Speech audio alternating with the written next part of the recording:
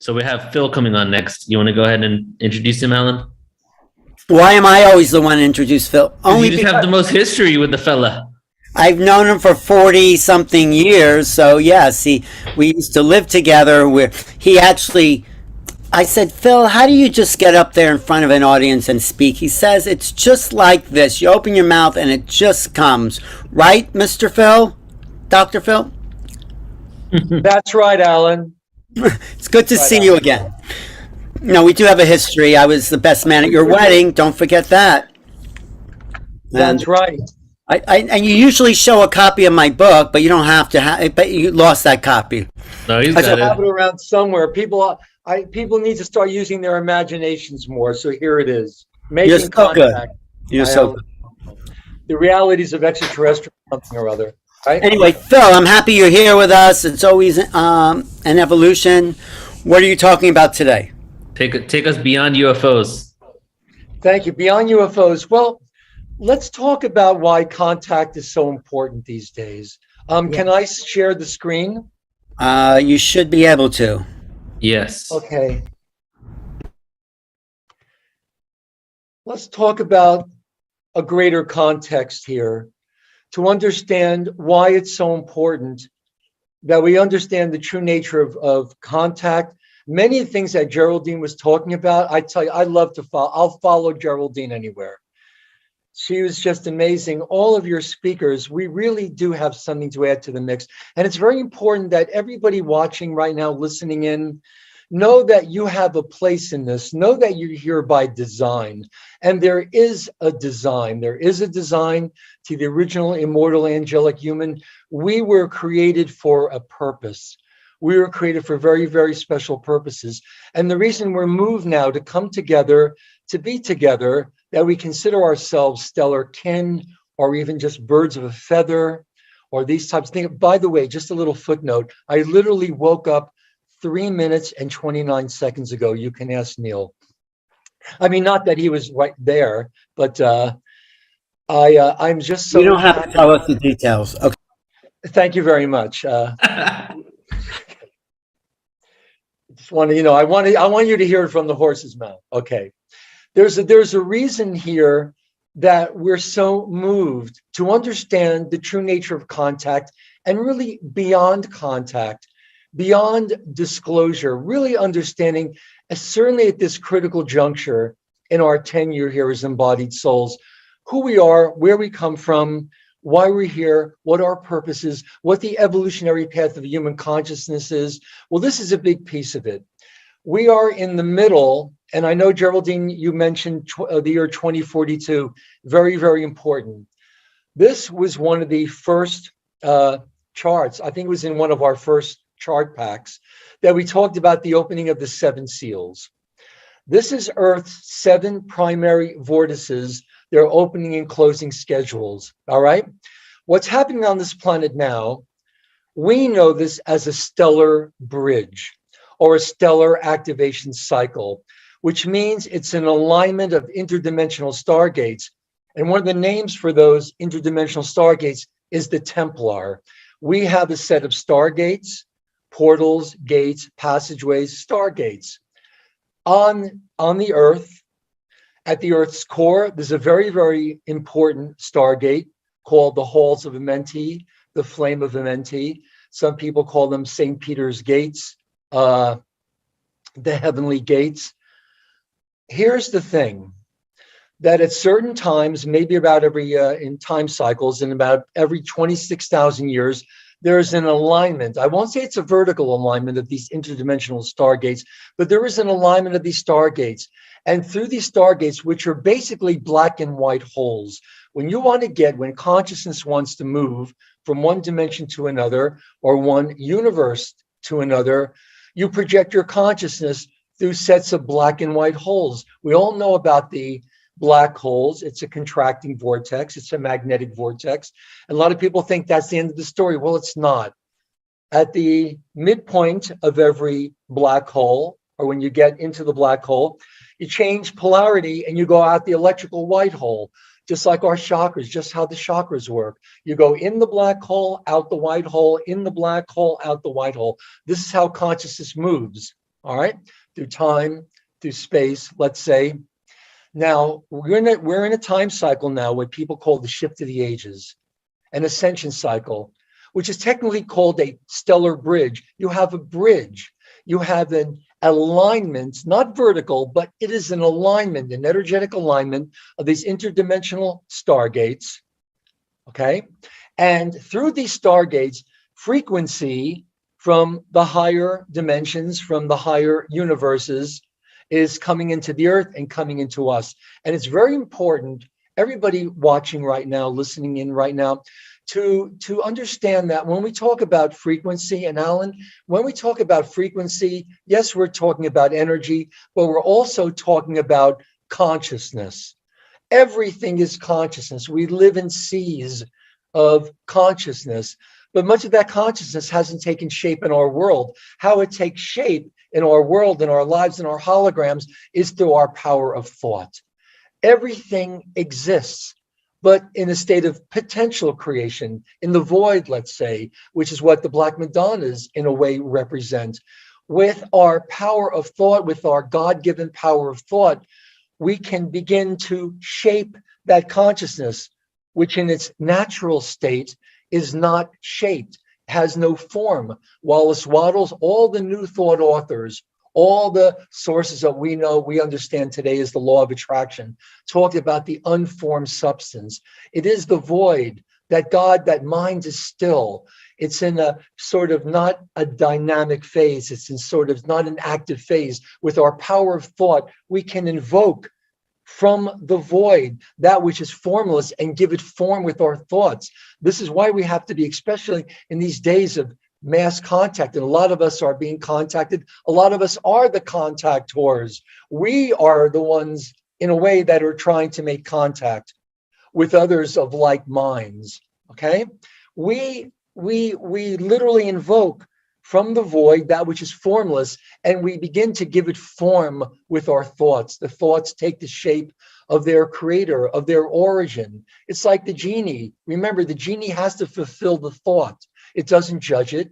Thoughts don't judge themselves, and they certainly don't judge their source. They don't judge their origin. So, for example, if you have a negative thought, this is very important for everyone to understand. That thought doesn't judge itself. It doesn't judge its origin, doesn't judge its source, doesn't judge us. It has to fulfill that thought. So that negative thought has one purpose, and it's to help manifest the most negative experiences in your life.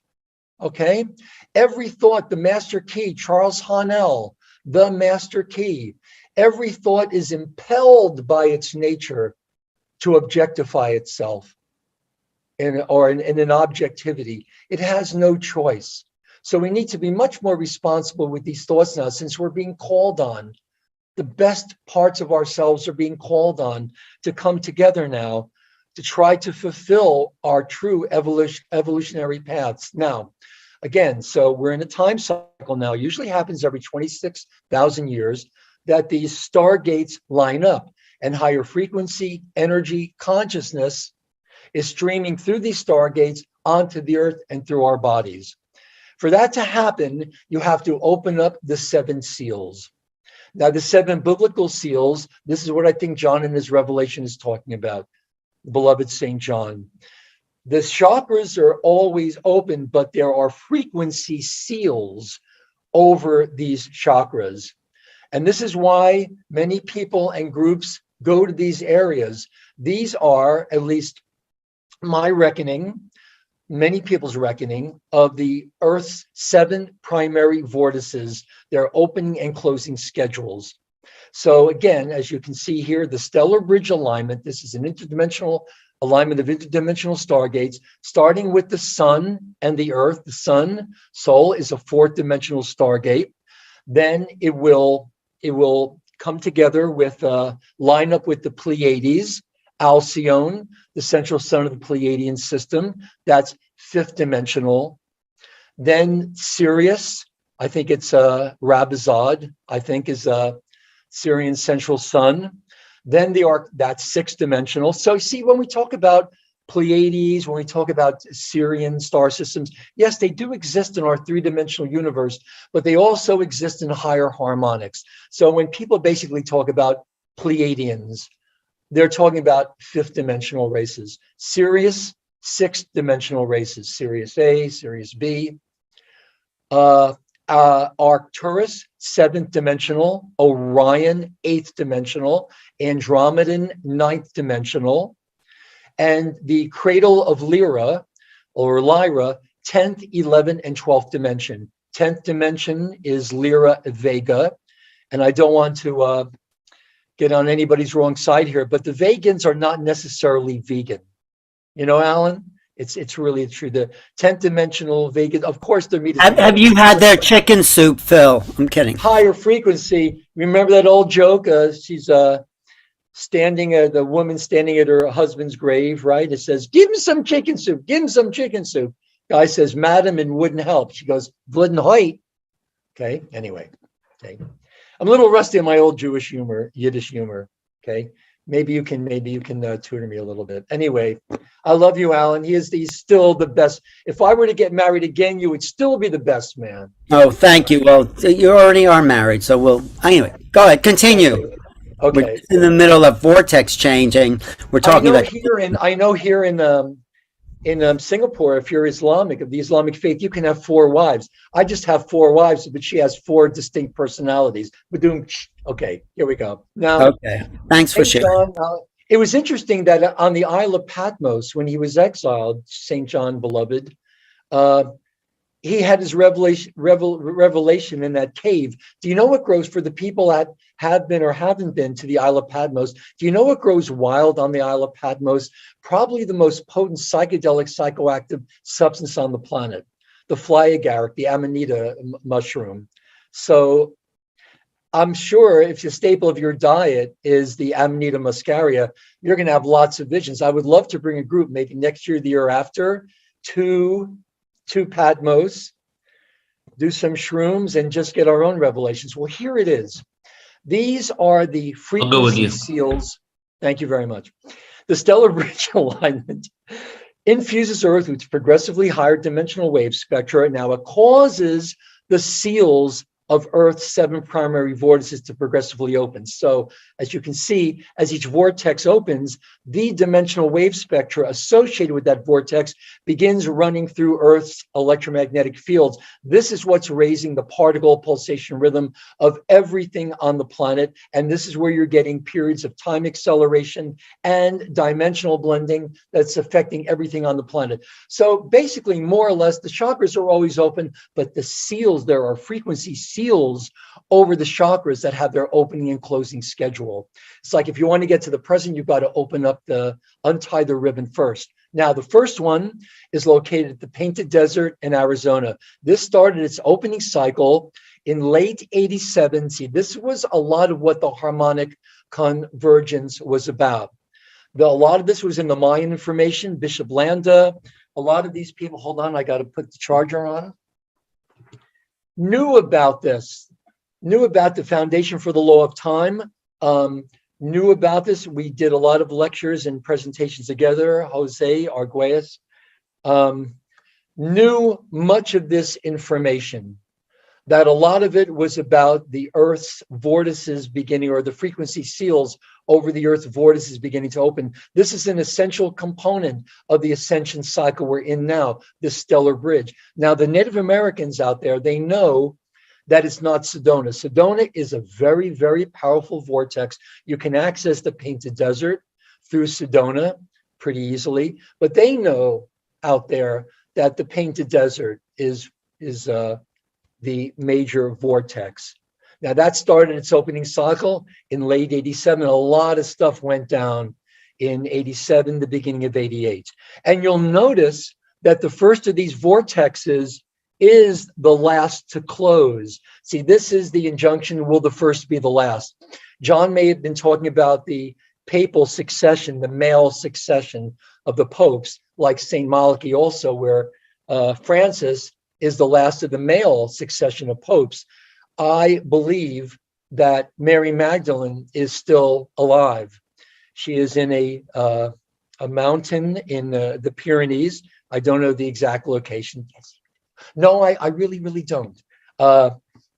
She is sleeping there in a state of suspended animation in a protective wave field that some people call the golden fleece. I believe when there's enough love manifested on this planet, she will wake. She is the original sleeping beauty, not unlike the beauty that has slept within each and every one of us. She will awake, she will walk to Rome, and Peter will give her the keys to the Holy See, because she should have been the first pope anyway. Anyway, that's another story. It's a really nice one, isn't it? Painted Desert in Arizona started its opening cycle in 88. You see that the first to open is the last to close. And it's very interesting, Alan, that a lot of remote viewers and psychic mediums are getting 2042, the years 2042 and 2047. And just like, remember in the old days, seemed to be a firewall. People couldn't, a lot of remote viewers couldn't get past 2012. Well, it's the same thing. A lot of people are telling me that they're seeing 2042 in their sessions, something about 2042 and 2047. That's when these primary vortices and their closing cycle will the first be the last to open, the last to close. What does it mean for these vortexes to be open? How does that affect us?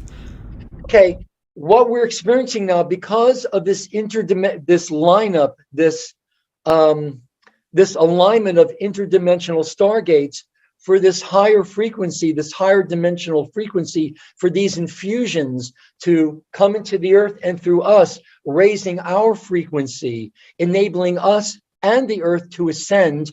These frequencies from the stellar bridge, from these interdimensional stargates, have to come through the chakras. That's their entrance points into the planet and into our bodies, Alan. That's why they have to be open and stay open as scheduled, and they have to close on schedule 2. That's what we're going to talk about now, okay?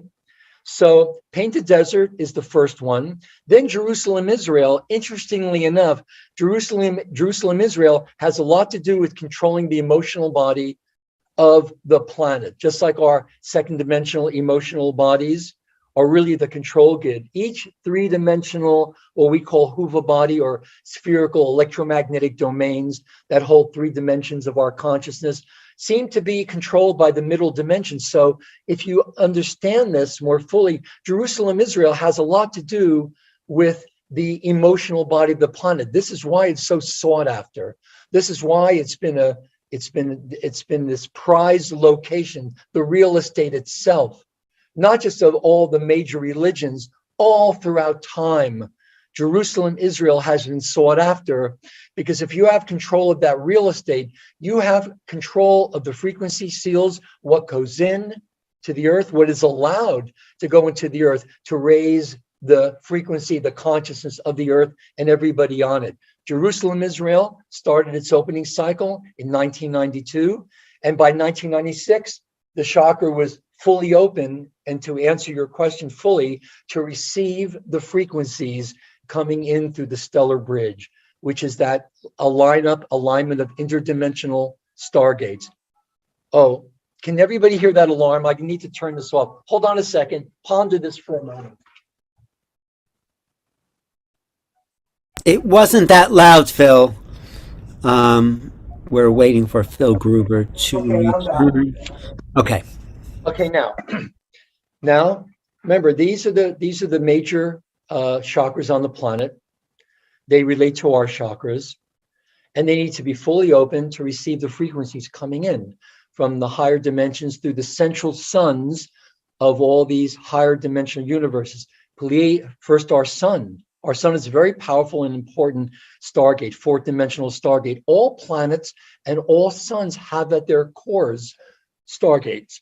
Okay, so you have the Painted Desert, Jerusalem, Israel, 3rd Himalayan mountains in Asia. I believe it's in the Kunlun mountain range north of Tibet.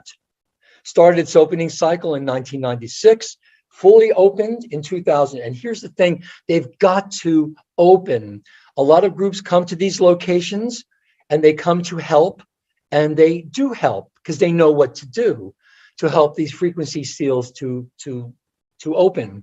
Some groups come to help and they hurt because they don't know what they're doing, and they're putting, let's say, codes into these vortexes that with all the best intentions, stop them from opening or inhibit their opening. A lot of groups come to hurt and they help because they don't know what they're doing. But a lot of groups, it's always a cat and mouse game when these are opening and closing for groups to come in that are guided by whoever to help or to hurt. It's got to be understood, and it's got to be acknowledged that there is consciousness out there, digressive consciousness, that does not want this stellar bridge cycle, this stellar activation cycle to commence and to work.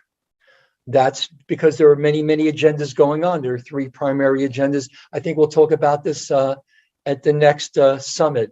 I would like to talk very much about the major agendas on the planet and the reasons for contact. But just know that we're all chosen for contact. About 90% of all human contactees and abductees are unknowingly members of one of three hybrid human races. And we'll get into that in more detail. But today, I really wanted to talk about a larger picture of why we're being contacted, why it's important to remember why we're here, what our mission is on this planet, since we did ask to be here at this particular time and in this particular world. Now, when Giza opened, I remember a lot of groups. I think, Alan, you were there around this time.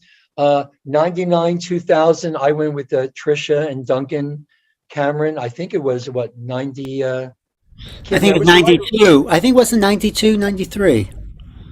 Okay, because remember, all these, that's the first time you went? I was there in 91 for the 888 98 91 activation, yeah. Alan's always ahead of his time. Thanks, though. No, the people were going there because there were being felt activations at Giza in that early 90 period. So lots of groups. That's right. And just like our chakras are connected, you can go to these sites and also remote sites and participate in this cycle. You don't have to be at the Painted Desert. You can be in Sedona. You can be in Scottsdale. You can be halfway around the world. All these chakras have sites that they're paired with, and it's going to be very, very important in a couple of minutes. Now, when Giza opened, I remember a lot of groups are going out there in 99, 2000. When Giza opened, the stellar bridge really locked in. It anchored. It can't be stopped now. So 2000 was when the fourth of the seven seals opened. Then you had Machu Picchu. Interestingly enough, in June of 2004, there was a Venus transit on that weekend in early June in 2004. Now, there are sites, like I said, that are paired with these major vortexes. The site on the planet that's paired with Machu Picchu is the Vatican in Rome. And I know for a fact that on the weekends of that Venus transit in 2004, you had Bush, many of his top advisors, many of the so-called elite, children of the Black Sun, Bilderbergers, whatever you want to call them, were meeting at a site outside of Rome. My personal theory is that they were pulsing magnetic pulses from Rome to Machu Picchu to inhibit the opening of the vortex. Now, if the vortex doesn't open, here's the thing. If the vortex doesn't open and the frequencies are still coming in through the stellar bridge and the chakras aren't open to receive these frequencies and circulate them through the earth and through our bodies, what you have, instead of expansion, you have compaction. The frequencies are hitting those seals. The seals aren't opening, and it causes massive compaction. What the earth has to do is to start to fracture.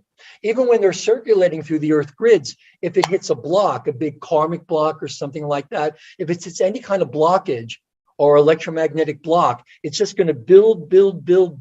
What the planet has to do is fracture itself to allow the energy to keep moving. But as a result of that fracturing, you have these subduction zones, tectonic fracturing, and that's one of the major causes of these earth changes that we're experiencing now, is the energy has to keep circulating. So it's interesting. I think a lot of the work that we and other groups were doing was intercepting that magnetic pulse. So Machu Picchu opened. Then the Caucasus Mountains in Russia, 2008. And then the Andes Mountains, Lake Titicaca in 2012. Now, as you can see, we're done now with the opening cycle. All the chakras on the planet are open to the greatest extent. Sure, there are some cords in there that have to be cleared, just like we have our shadow bodies that are really a complex, a collective of unresolved personality fragments. The planet has one too. And there are still some cords that need to be taken out so the chakras can really work at full function, which is probably another conversation, but one that's very, very important to have at one time. Now we're in the closing cycle. So you see, it's important that they opened on time, stayed open. Just as importantly, they begin to close, and they need to fully close, because if the energy is still coming in, the frequency, the higher consciousness is coming in, and they don't close on time, it's going to be too much. The earth can't handle it. Our bodies can't handle it. And we start to go through all these changes that you don't want to go through, basically. In the human body, the DNA, when too much frequency comes in that the body can't handle or expand to, the DNA itself will start to fragment. I've seen this happen. You know, I know a lot of people are experiencing migraines now, cluster headaches. Well, the cranial vault is meant to expand. The sutures in the cranium are meant to expand to accommodate a much larger brain, a much larger brain. When that doesn't happen, you have compaction instead. And then it will result on the physical level. Sure, it will affect your mental body, it will affect your emotional body, but on the physical body, all that compaction can be precursors to strokes, embolisms, these types of things, at the very least, cluster headaches. So, and migraines.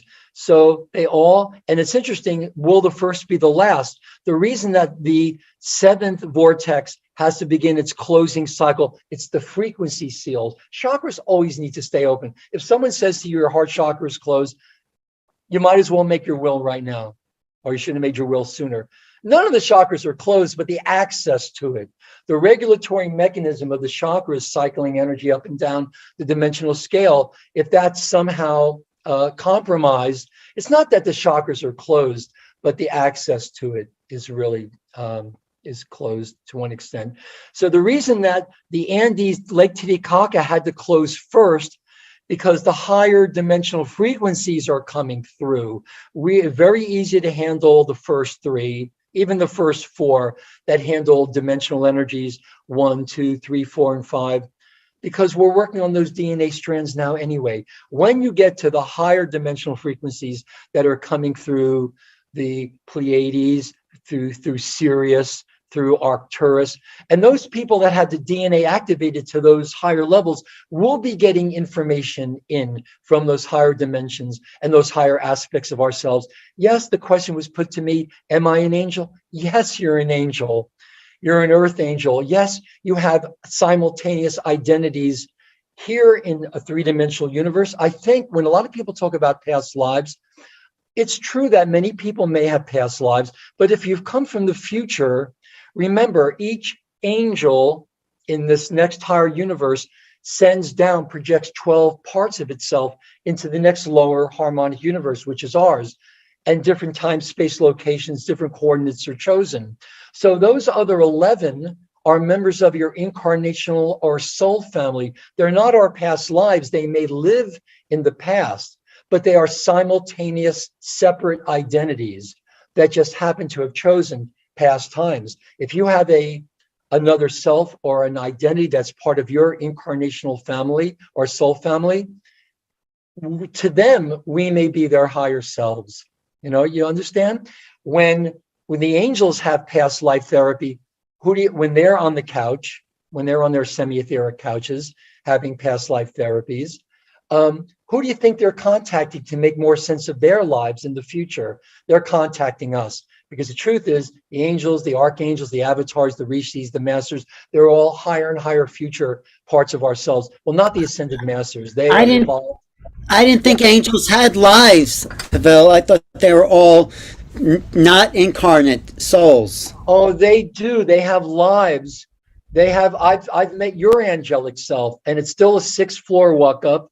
It's just it's a semi-etheric futon that's sitting in your living We room. all have angelic parts of ourselves, but there are angels that don't incarnate, right? I mean, There are angels, yes, you can choose to stay where you are, or you can come down here because of a contract to wanting to be of service. I think all of us did, Alan. I think most of people listening now, we've come from the future and we've come to help now during this ascension cycle. Earth is a wonderful, beautiful planet to visit. A lot of times we come here for R&R. If you want really good Italian food or French cuisine, I mean, just a lot of great chefs haven't ascended yet. So if you want that kind of food, you will come down here for R&R. But the fact is, seriously speaking, that all of us come down here because we want to be of service. We want to be of sincere, dedicated service to ourselves and to the world. So since we've come from the future, I have no feeling about past lives. I have kind of the opposite of deja vu. I kind of remember people that I've known in the future. Because the more you're connected with your future selves, the more that's going to be evident even in your day-to-day lives. So it's not so much a matter of past lives, it's simultaneous identities. And yes, Al, it's true. We do have identities that you can consider angelic, archangelic, avatar. We do have all those parts. And the evolutionary path of human consciousness is to expand, is to bring that consciousness into us and expand with that. That's what evolution is all about. That's the true evolutionary path of human consciousness and what ascension is. And all the higher teachings teach us how to do that. Okay, so let me just finish with this part and then we'll get. you have about 7 minutes left, Phil. Well, that's really good news to me because I am just completely like, but I love it. Go for it. Go for it. And thank you so much, Neil. Thank you, everyone. Thank you, everyone from Portal to Ascension. Portal to Ascension is a true energetic consciousness portal to ascension. It's important that we understand that. It's not just the PTA. It's not just the Parent Teachers Association. Well, it is in a way. We all are parents to each other, and we all are children to each other, too. And it's very important that the parents and the children come together. Our generation, we had no real role models.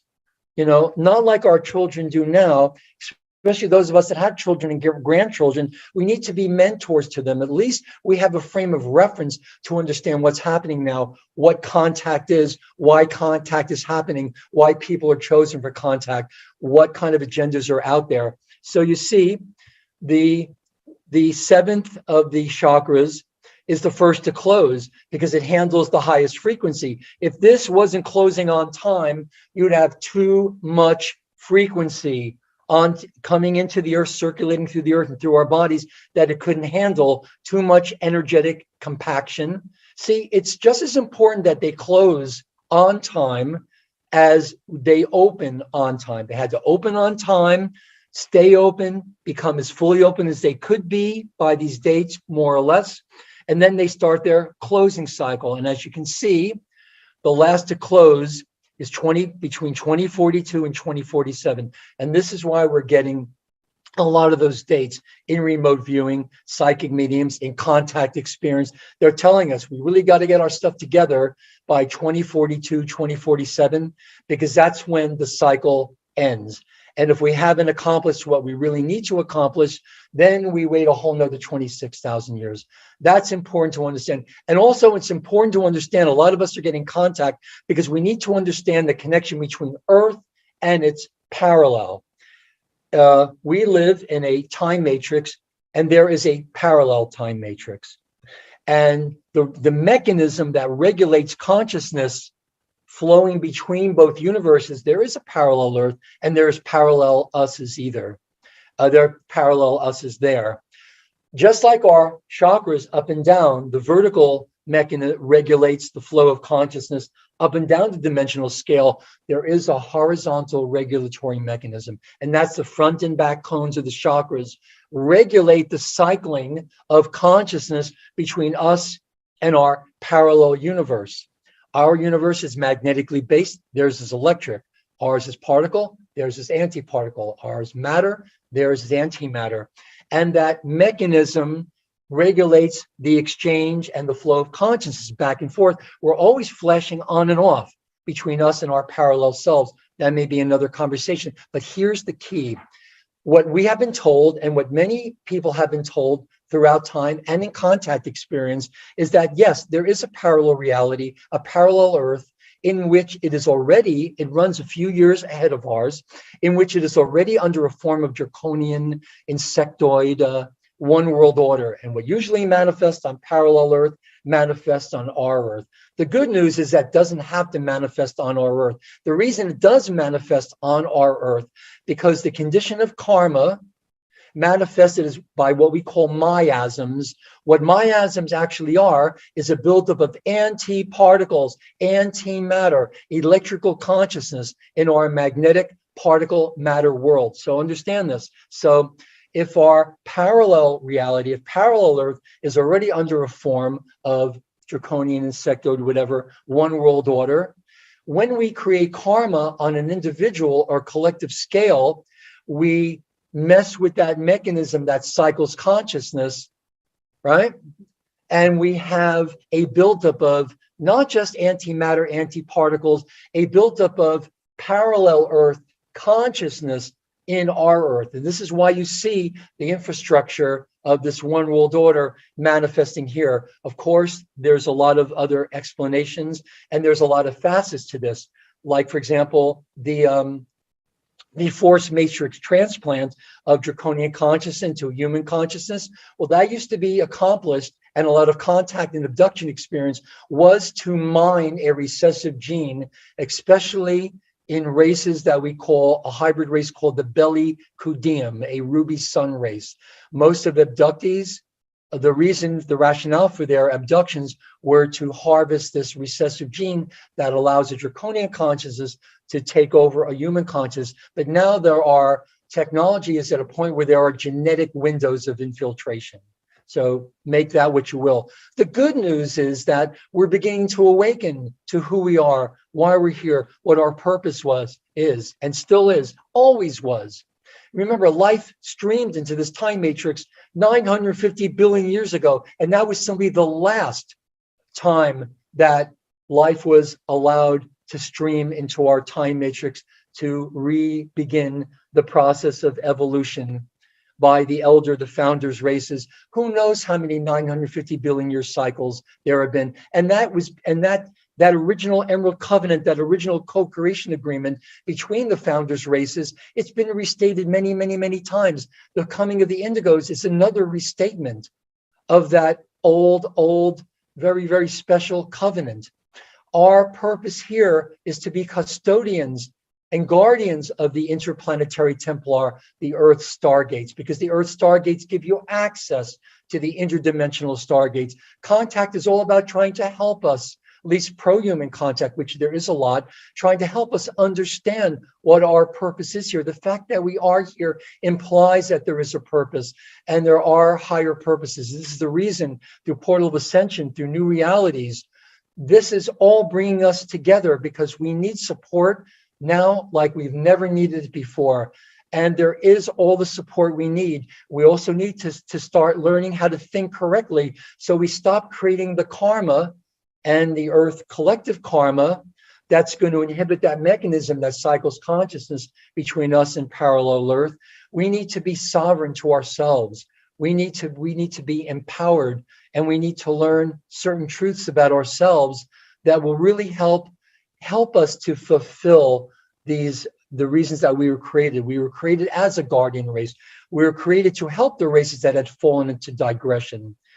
It's amazing that we even made it here. Some souls don't make it here if we feel we choose our mothers, our parents, but if we feel that they haven't gotten the levels of expansion they need to birth us without any handicaps, we will turn back and we will go back to where we came from. Here on the Earth, it's manifested as stillbirths, miscarriages, abortions. But realize, as tragic as these events are, they're orchestrated at the higher levels. We're all meant to be here at this time. And when we come into fetal integration, we pass through the Earth stargate, the halls, the flame of Amenti, and we leave imprints of our DNA. This, I believe, was the mission of many of the great avatars and Buddhas. As they come into incarnation, as they pass through the Earth's core, they leave an imprint of their DNA. Now, I think with the coming of the indigos, and every time we birth here on the earth, we've left an imprint of our DNA at the planetary core. So now all incoming souls have the same genetic potential we have. Okay, one final word, Phil. And final word. One final word is Alan, I love you. No, thank you, Phil. Thank you. No, really. One final word is that we are feathers in each other's wings. We are feathers in each other's wings, helping all of us, keep us aloft, and our path is the path of freedom, and our path is the path of grace. We need to be able to talk about contact. We need to be able to communicate with ourselves and each other. Okay. Mm-hmm. We need to learn the postures of love, the true posture, and the real power, the enormous power of forgiveness, gratitude, grace, responsibility, integrity, impeccability, now and forever. Good. Just unshare your screen for a second, Phil. Yeah. Such a great presentation, brother. Thank you, Phil. Thank you for, years and years of study. You should see Phil's book collection.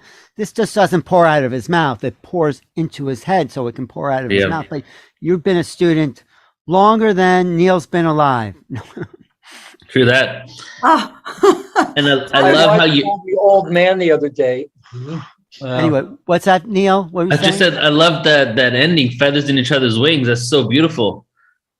That's so true. We are. Mm-hmm, me too. And I'll make a poem and dedicate it to you. It'll be called Feathers in Each Other's Wings. Yeah, right. You can have it, man. You can have it. You can have all the rights to it. Be blessed, my brother. Tribute. And thank you, Joan and Bridget. It's great. It's great seeing all of you. I really just, it just warms the cockles of my heart. What can I say? Your family. Mm-hmm. When is Phil going to be back on Portal? You're going to be on the Ascension Conference in April, 15th, 16th, 17th. It's a free event. And then, on March 26th, he's going to be on the Extraterrestrial Races, Planets, and Technology event. Well, that's a good one. Really looking forward to that one. So I just want to thank you again and thank all my fellow speakers. We are speakers. We are speaking for the collective. Until the collective catches up to us, we are speaking for the collective. And we have a big responsibility, don't we, Joan, Bridget, Alan? We really do. And this is why we have to really clean up our acts, first and foremost, I think. Whatever is residual left, karma, miasmic content, now it's more important than ever that we really understand the true nature and the power of our thoughts. And every thought is going to manifest in our lives in our hologram. Oh, there it is, making contact. Yes. There. I can't find my copy anymore. That's okay. There he is, Phil Gruber on Portal to Ascension with Mary Magdalene. I forgot about this one. This is the day after the Extraterrestrial Awareness event. Phil's doing his solo webinar, Mary Magdalene, Daughter of Zion, Resurrection of Eve. Well, this is a really good one. I really like this one. Yeah. Great. Yep. We'll talk soon. Don't be a stranger. Great. Thank you, Phil. Okay. That was wonderful. Love you, brother. Thank you. Love you.